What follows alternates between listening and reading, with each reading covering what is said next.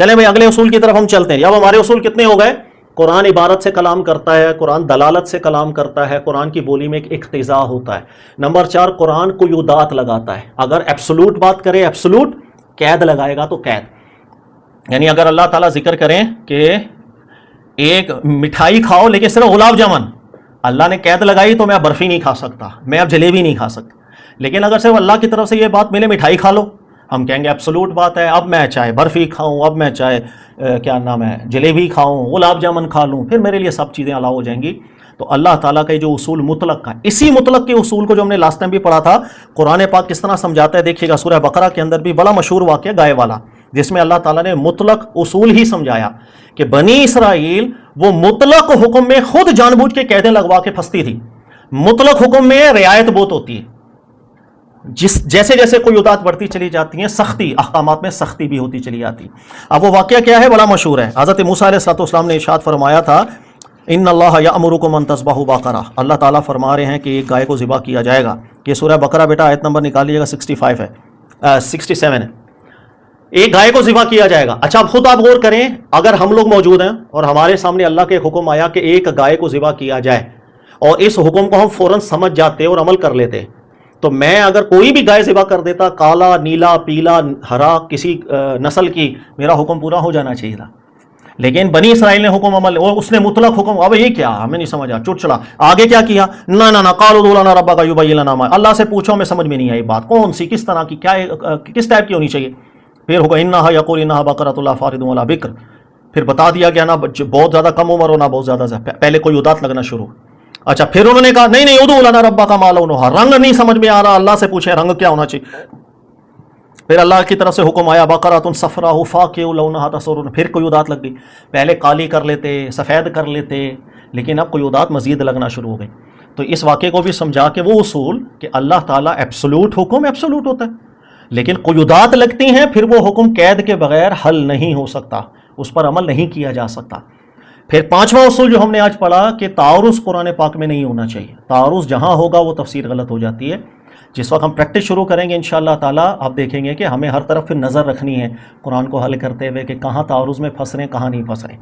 پانچویں اصول کی طرف ہم چلتے ہیں. دیکھیے گا اللہ تعالیٰ نے قرآن پاک میں ذکر کیا کہ یہ جو قرآن ہے یہ قرآن محیمن ہے.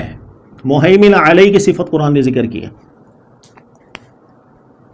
دیکھیے گا بیٹا سورہ مائدہ کھولیں ذرا, آیت نمبر 48. اللہ تعالیٰ نے جو اصول میں نے آپ کو لاسٹ ٹائم بھی بتایا تھا, یہ جتنے اصول ہیں یہ قرآن پاک سے ہی مستنبط اصول ہیں, کہیں الگ سے نہیں. اللہ تعالیٰ نے خود قرآن حل کرنے کی باتیں سمجھائی ہیں, اصول بتائے ہیں, پھر جب حل کریں گے مزہ آئے گا. اللہ نے فرمایا وانزلنا الیک الکتاب بالحق, ہم نے آپ کی طرف کتاب نازل کی بڑے حق کے ساتھ. مصدقا لما بین یدیہ من الکتاب, اللہ نے فرمایا یہ تصدیق کر رہی ہے پچھلی کتابوں کی بھی جو سامنے ہیں, تورات, زبور, سب کی یہ تصدیق کرے گی, کیا ٹھیک کیا غلط. وَمُهَيْمِنًا عَلَيْهِ, اور یہی قرآن سب چیزوں کے اوپر سپریم اتھارٹی بن جائے گا. مہیمن کہتے ہیں سپریم اتھارٹی ہونا, سب سے بڑی اتھارٹی یہ قرآن ہے. فَاحْكُم بَيْنَهُم بِمَا أَنزَلَ اللَّهُ, بس یہ جو اب نازل ہو رہا ہے اسی کے مطابق فیصلہ ہوگا.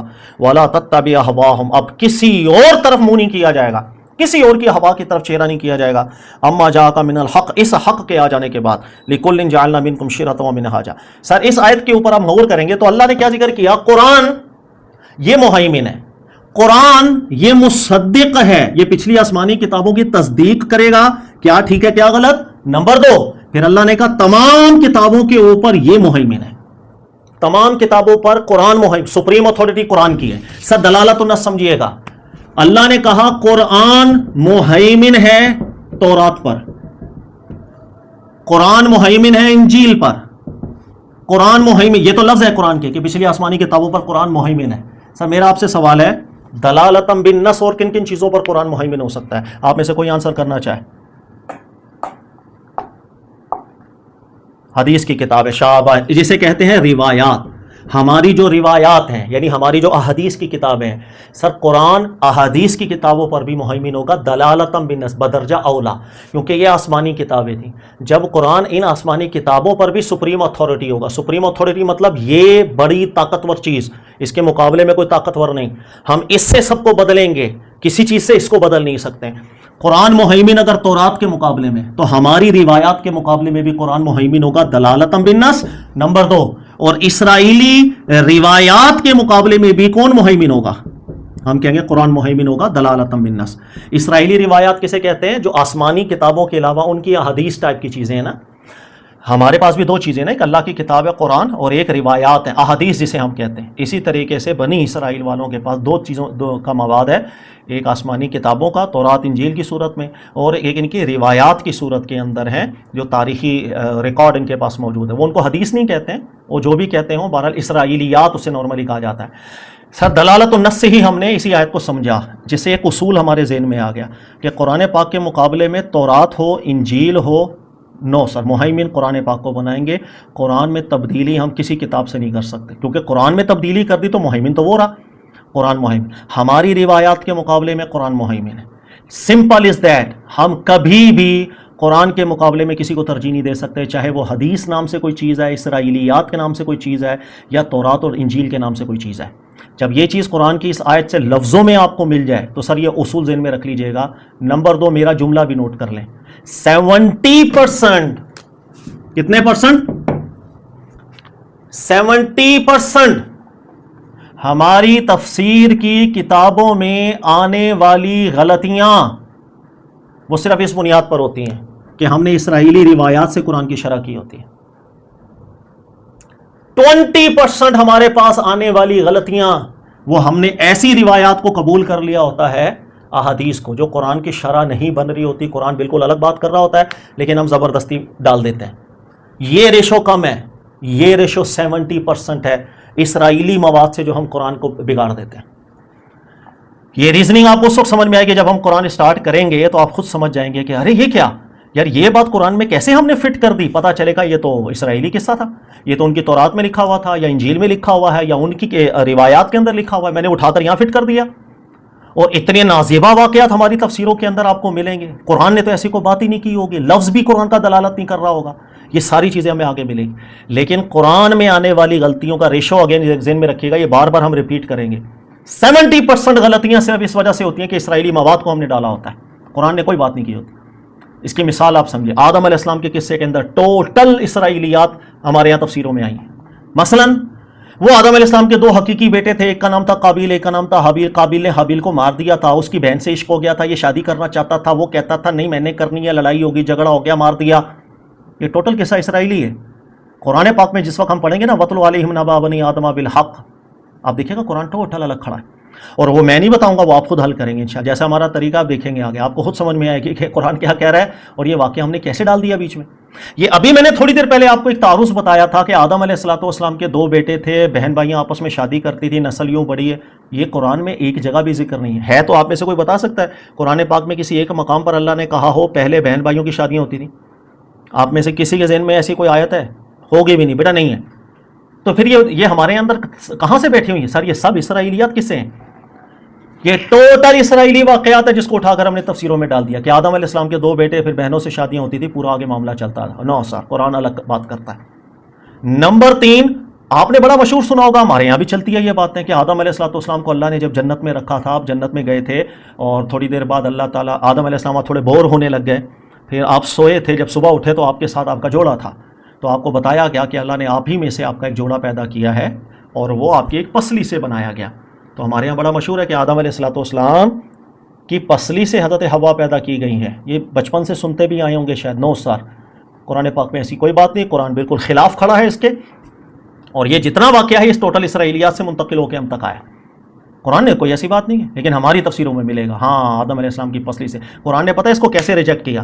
اسرائیلی قصہ آپ آج بھی تورات اٹھا کے پڑھ لیجئے گا، میں دوبارہ بتا رہا ہوں دیکھیے گا. نمبر 1 آدم علیہ السلام کو جنت میں ڈالا، کچھ عرصہ آدم علیہ السلام جنت میں رہے، تھوڑے سے بور ہو گئے. ایک دفعہ آپ سوئے تھے جنت سے، اٹھے تو ساتھ آپ کو آپ کی زوجہ دکھائی دی گئی، تو بتایا گیا رات کو آپ کی پسلی سے اللہ نے ایک جوڑا بنا دیا.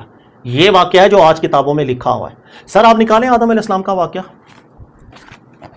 ابھی دیکھنا آپ کو پتہ لگ جائے گا. آپ کہیں گے ارے سر یہ تو واقعی قرآن نے کچھ اور کہا، پھر ہم نے ایسا کیوں سنا؟ سر چھوڑ دیں جو ہم نے سنا. آدم علیہ السلام کا واقعہ نکالتے ہیں. ہاں سورہ بقرہ کھولیے بیٹا، سورہ بقرہ کی آیت نمبر 34 سے میں پڑھ رہا ہوں. آپ میں سے میں کسی کو بھی بیان ذرا بلا لیتا ہوں تاکہ مجھے ایسا لگے کہ آپ لوگوں کو بھی سمجھ آ رہی ہے. میں کسی کو بھی بلا سکتا ہوں.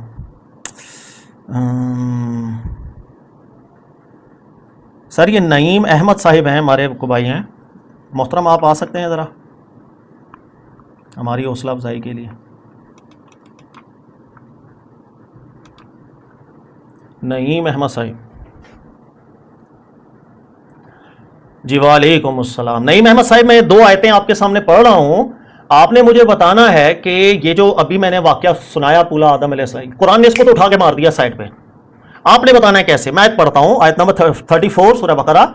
وَإِذْ قُلْنَا لِلْمَلَائِكَةِ، ہم نے فرمایا تھا ملائکہ کو، اسجدوا لِآدم، سجدہ کرو آدم کو، فسجدوا، سب نے سجدہ کیا، الا ابلیس، ابلیس نے نہیں کیا تھا، ابا، انکار کیا، واستکبرا، تکبر میں آ گیا، وکانا من الکافرین، کافروں میں سے ہو گیا، وقلنا، میں نے تو حکم دے دیا تھا، اے آدم اسکن انتا وزوجک الجنہ، جائیں آپ اپنی بیوی کو لیں اور جنت میں داخل ہو جائیں، وَقُلَا مِنْهَا رَغَدًا حَيْثُ شِئْتُمَا، آپ کو اجازت ہے جو چاہے کھاتے پیتے رہیں وہاں، وَلَا تَقْرَبَا هَٰذِهِ الشَّجَرَةَ، صرف ایک درخت کے قریب مت جائیے گا، فَتَكُونَا مِنَ الظَّالِمِينَ، ورنہ دونوں گناہگار ہو جاؤ گے۔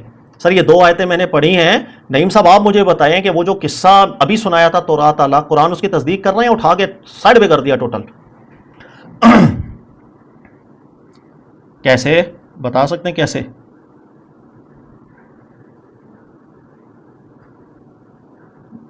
نہیں ذکر تو نہیں ہوا، میں بولوں رد بھی تو نہیں ہوا، رد کب کیا اللہ نے؟ تو آپ کو یہ تو بتانا ہے رد یہ کیا ہے،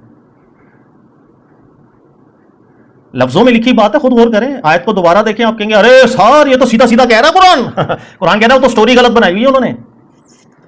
کوئی ایشو نہیں ہے، توجہ رکھیں کلاس کے اندر بیٹا، کلاس میں توجہ رکھیں گے، اصول مضبوط ہوں گے، آگے ہم قرآن حل کریں گے، آپ کو مزہ آئے گا، واللہ بڑا مزہ آئے گا، لطف آئے گا، ہر ایک چیز ریزننگ ہوگی، سکون اور اطمینان دے کے جائے گی۔ شاباش، دیکھو کتنی پیاری بات کی ہے۔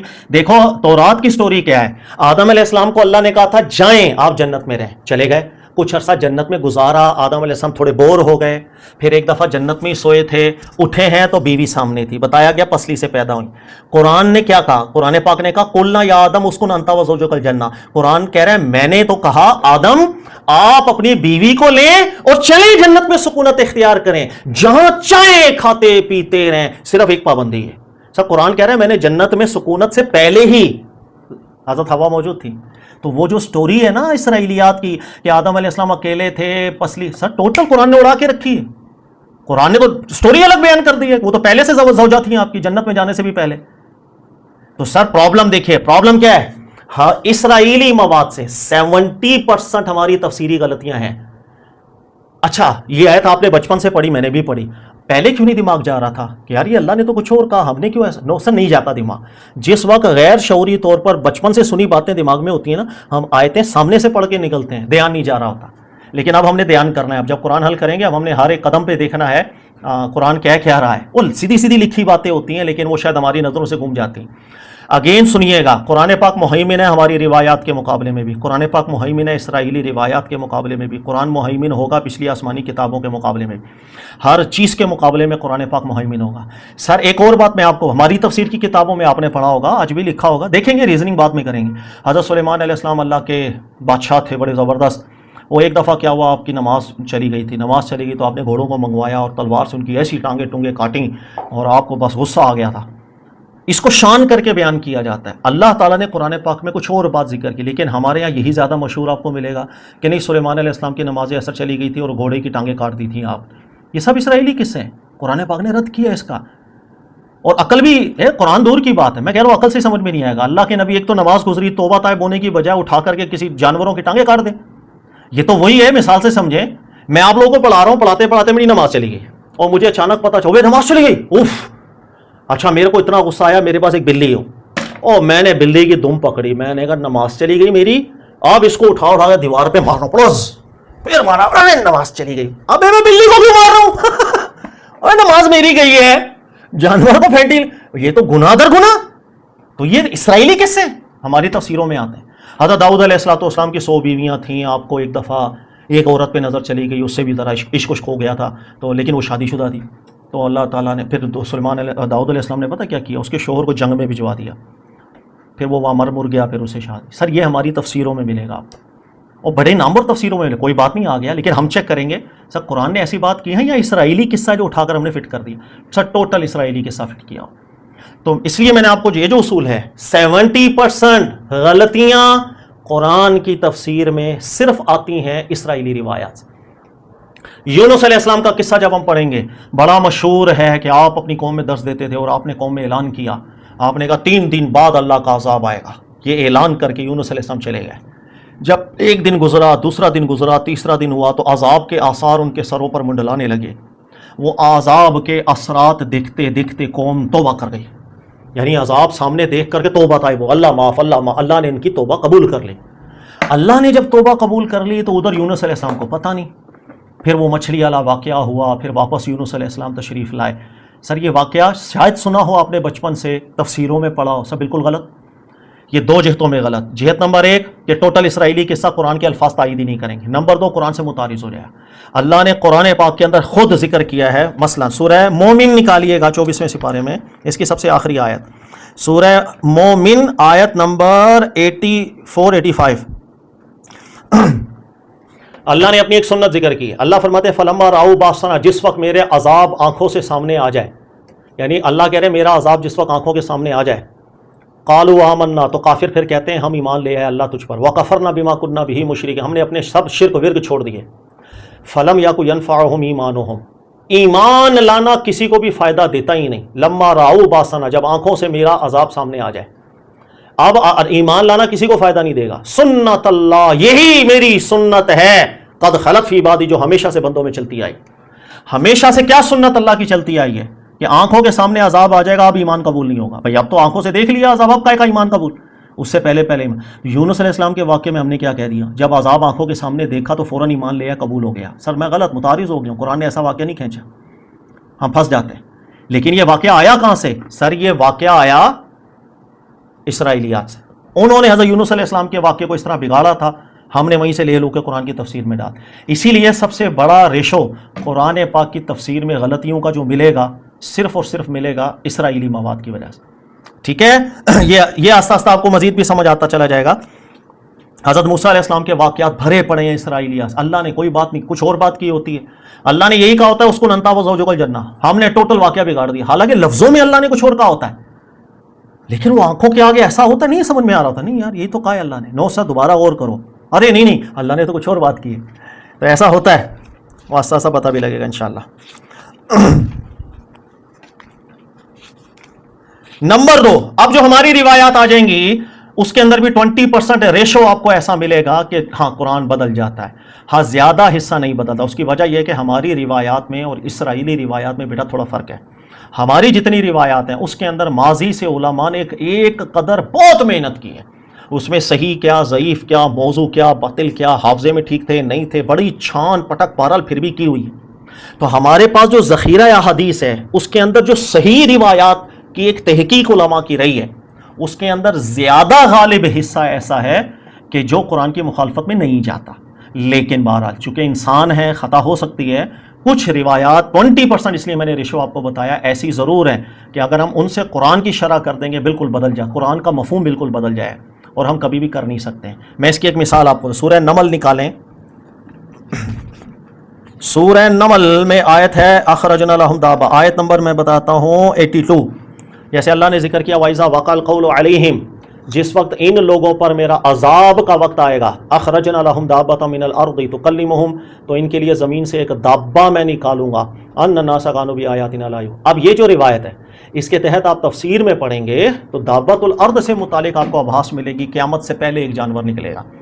سر یہ روایت ایسی ہے، اگر اس روایت سے ہم نے قرآن کی اس آیت کی شرح بنائی تو تحریف ہو جائے گی، کیونکہ یہ آیت بالکل ٹوٹل الگ بات کر رہی ہے. کیسے الگ کر رہی ہے غور کیجئے گا. میں آپ کو کہہ رہا ہوں، آپ لوگوں نے بتانا ہے جواب. پیچھے ذکر چل رہا ہے وَمَا أَنْتَ بِهَادِ الْعُمْيِ عَنْ ضَلَالَتِهِمْ، ان کافروں کو اب کبھی ہدایت نصیب نہیں ہوگی. مشرکین مکہ کی بات چل رہی ہے کیونکہ مکی صورت ہے. مکہ میں جو سامنے مشرکین کے سردار تھے ان کے بارے میں قرآن کہہ رہا ہے یہ اتنی ضد پر آ چکے ہیں اب یہ کبھی ایمان نہیں لائیں گے. پھر اللہ نے بیان کیا وَإِذَا وَقَعَ الْقَوْلُ عَلَيْهِمْ، ان لوگوں پر جب میرے عذاب کا وقت آ جائے گا، اخرجنا لہم دابہ، تب میں ان کے لیے دابۃ الارض نکالوں گا. اب آپ مجھے بتائیں کہ قرآن کی آیت کیا کہہ رہی ہے؟ آسان سی بات ہے، آپ کو سمجھنا مشکل لگے گا نہیں. کوئی بھی آنسر کر دے میرے بھائی.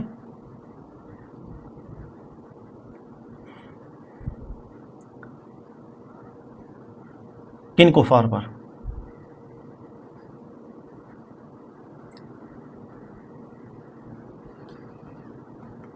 شاباش شاباش، سمپل سی بات ہے.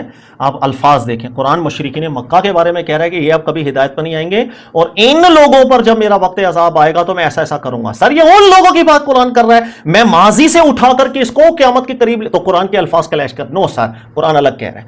تو اس طریقے سے ہماری جو روایات آتی ہیں اس کے مقابلے میں بھی قرآن کو ترجیح دی جاتی ہے. نمبر 2، اسرائیلی مواد کے مقابلے میں بھی قرآن کو ترجیح دی جاتی ہے.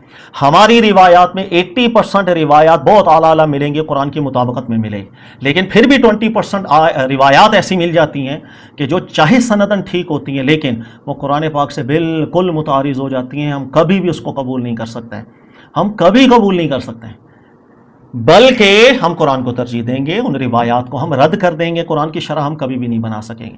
اسی طرح بڑی مشہور روایت ہے بخاری کی. اب میں آپ کو ایک پریکٹس کے لیے سورہ صافات نکالیے بیٹا. آپ سب سورہ صافات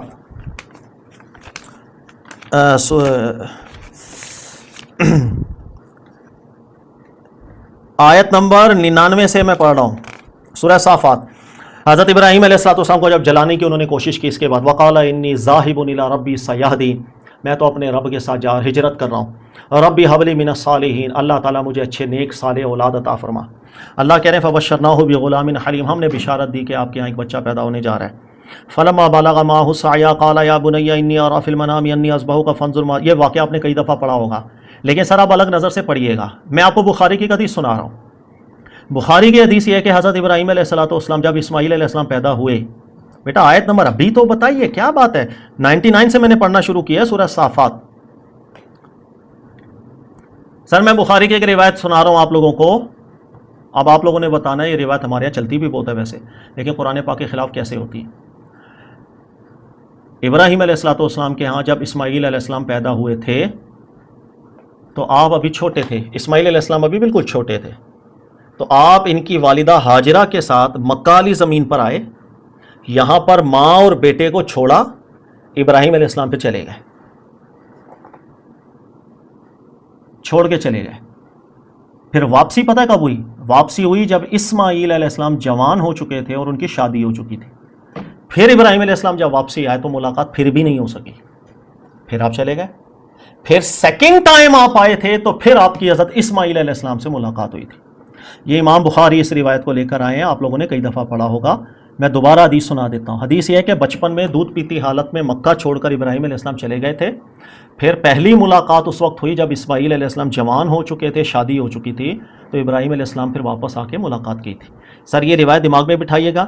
یہ جو آیتیں میں نے اب آپ کو بتائی ہیں 99، 100، 101، 102، یہ 4 آیتیں آرام سے پڑھیں، تسلی سے مجھے بتائیں یہ حدیث قرآن کی مطابقت کے اندر ہے یا قرآن الگ کھڑا ہے.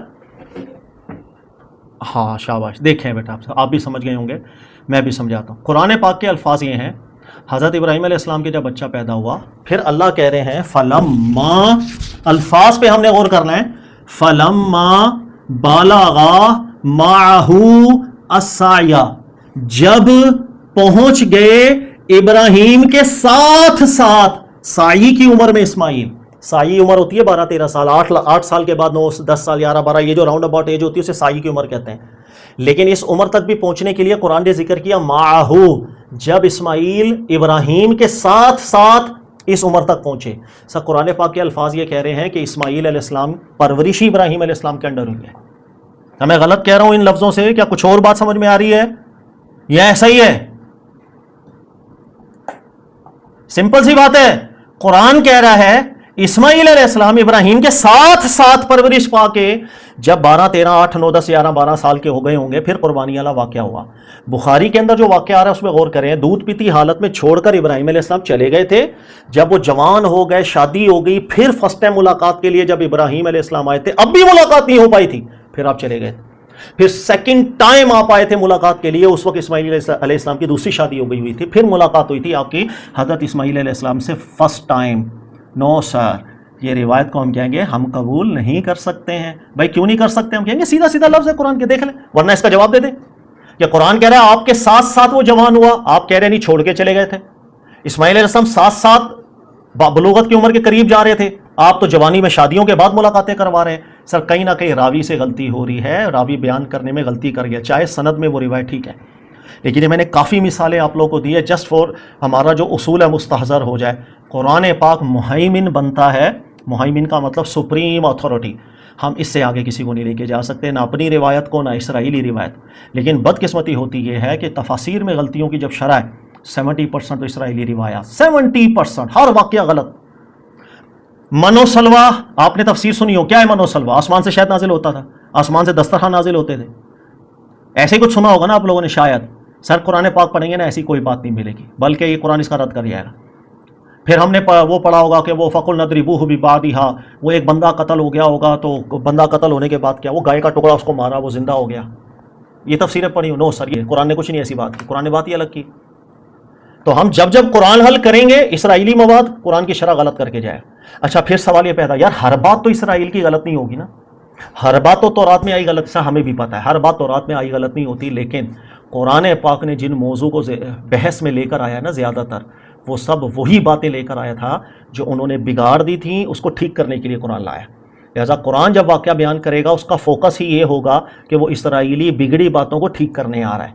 سورہ نکالیے گا، سورہ عنکبوت ہے نا، نازل قرآن یقص علی بنی اسرائیل، سورہ عنکبوت، سورہ نمل، سورہ نمل نکالیے بیٹا دوبارہ سے، میں ایک آیت آپ کو اور بیان کر، سورہ نمل آیت نمبر 76 دیکھے گا، اللہ تعالیٰ نے خود ذکر کیا ان ھذا القرآن، یہ جو میرا قرآن ہے، یقص علی بنی اسرائیل، یہ جب تمہیں قصے بیان کرتا ہے بنی اسرائیل کے، اکثر الذی ہم فیہ یختلفون، اکثر وہ کچھ بیان کرتا ہے جو انہوں نے بگاڑ دی ہے، جن میں انہوں نے پھوٹ ڈال دی، اختلافات ڈال دیے۔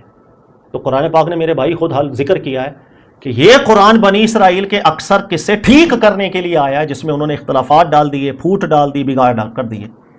تو قرآن پاک جب بھی کوئی بات بیان کرے گا وہ اسرائیلی چیز کو ٹھیک کرے گا، انہوں نے بگاڑ دی۔ آیت نمبر 76 سورہ نمل۔ تو جب قرآن پاک ہمیں خود کہہ دے کہ میں ان کی اکثر چیزیں ٹھیک کرنے آ رہا ہوں، تو پھر کوئی تک بنتا ہے کہ میں اکثر چیزیں انہی کے لے کے قرآن کی شرح کرنے لگ جاؤں؟ نو سر، یہ غلطی ہو جاتی ہے۔ اس لیے جب ہم تفاسیر پڑھیں گے ہمیں پتہ چلتا جائے گا کہ غلطیاں کیسے ہوتی ہیں، کیوں ہوتی ہیں، اسرائیلی مواد قبول کیا، قرآن کے الفاظ الگ ہیں، سب چیزیں ہمیں خود پتہ لگے گی انشاءاللہ تعالیٰ۔ تقلیدی ذہن نہیں ہوگا کہ سر کہہ رہا ہے تو ہم مان رہے ہیں، سر آپ کہیں گے ہاں یہ بات ایسے ہی ہے، جیسے ابھی آپ نے کہا فلما بالغ ما، سر یہ ایسا ہی ہے جو قرآن کہہ رہا ہے۔ آپ نے کہا ہاں یار اللہ کہہ رہے ہیں اس کو ننتا وزوجک الجنہ، اللہ تو الگ بات کر رہے ہیں، آپ کو خود دل میں آ رہا ہے، سیدھی سیدھی بات تو کی اللہ نے۔ تو انشاءاللہ تعالیٰ سب سمجھ میں آئے گا۔